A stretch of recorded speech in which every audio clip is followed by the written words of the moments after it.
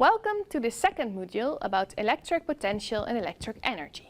So as electric fields, electric potentials, electric energy are omnipresent around us. We all know about batteries that have a certain amount of voltage, or we know about 220 volt that comes out of our electric power LEDs, but also we know that, for example, if we have the transmission line, that they have very high voltage and they are kind of dangerous.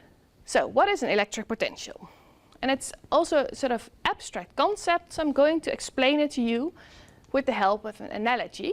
But before I do that, I first would like to again explain what scalars and vectors are to you, because this is very important to understand well the difference between a potential and an electric field.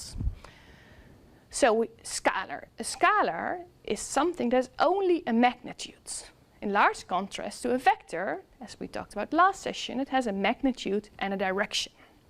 And what I find a very helpful example is those two maps of the Netherlands. In one of them, the one on the left, we see a map that shows all the temperatures. And temperature is a clear example of a scalar. Either way it is 16, or in the best case scenario 26 degrees, but it doesn't have a direction. This is in contrast to the other map where there's the wind direction depicted, and the direction of the strength of the wind both has a direction. Is it coming east? Is it coming west? But it also has a magnitude. Does it basically, can we go surfing or maybe not? So these are the difference between a scalar and a vector. Now we get to the slide where I'm going to explain vectors versus scalars for a contour map. And in this case, it is a contour map for a mountain landscape. So in this case, the lines depict the height. So for example, on H1, we see it is at 200 meter, and H2 is at 100 meter. We can calculate all kind of aspects or properties from this map. For example, if we want to know the height difference between position H1 and position H2, we can simply subtract the two, and we get the difference in heights. But if for some reason we like to take a complicated approach, we can basically calculate the slope, so that's the direction, and multiply that with every step we take, and take an integration. So we also get a difference in heights. The opposite is case is present for a slope. So if we want to take the slope, we take the difference in height and we divide that over the distance we've traveled. This is basically a derivative, as we all know.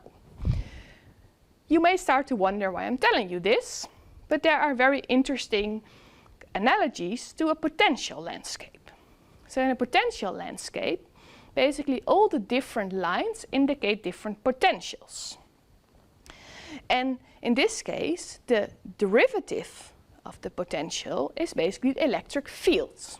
So now if we, for example, from this map, if we would want to calculate a potential difference, either way we could simply subtract the potential at location V2, for example, minus V1, and we know what the potential difference is, but we could also take the integral over all the derivatives of E, so the slope of this potential landscape, and multiply that with the distance we've traveled. So that is basically a way to calculate a potential difference. And here it's interesting to note again that we can get to the electric field by basically taking the derivative to the distance for the potential. And this is not fully correct way to write it, but that is too complicated to tell you right now. Okay, so now we know that the electric potential is basically the integral of the electric field over the distance we've traveled, dr. So if we now look at a specific case where we have charges on top and charges below, and we get the electric field between those, that's what we learned in the previous section, then the potential difference is basically the electric field, the integral of the electric field times the distance we traveled, dr. And in this case, because the electric field is not a function of r, it's simply minus E times d. So this is how we can calculate the potential for an electric field. Of course, we could have just subtracted one potential over the other, but if we don't know that, we cannot do it.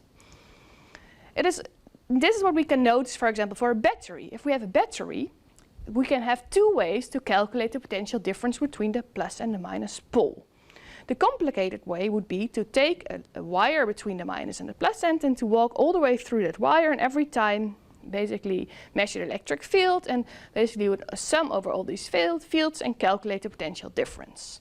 However, we can also simply subtract the two different points and calculate that it's -9 volts. So what is this potential actually telling you? I also always sometimes get confused. So what is this potential now? So for example, we know again that the potential difference is this integral of the electric field multiplied with the distance. If we again look at the electric field, we know it's basically the force per charge. This is what Coulomb has told us. If we fill that in, we start to see that the potential difference is actually 1 over the charge multiplied F, the force times the distance. And this is what you have seen before in a previous module. We know that that is actually the amount of work done. So from that you can already see it's actually energy term, and that is what we call electrical energy. So if we go back, then what we see is actually the potential difference. It's basically the energy per charge. So now I always find this very useful. So I take a step back and I realize if I have potential landscape, it is telling me for any charged object what the energy is at that point that I have. So it's really very much the equivalent for an electric field. And of course this may have gone for you a little bit abstract, but think again about the mountain I've showed you. So now this same potential energy landscape, as we saw in this picture, is the same for any charge, but dependent on the charge that I put in there, is it either way 5 Coulomb or 10, the kinetic energy that I can get from that potential energy is different. As we have with a mass, if I have a very large ball and I bring it up to a mountain, I will have to put a lot of potential energy, and the kinetic energy I get from that is large. So the same holds for the potential energy that you get from potential landscape. And from that potential energy, you can actually gain kinetic energy. So with that, I come to the end of this session, and I wish you good luck with your follow-up examples and exercises.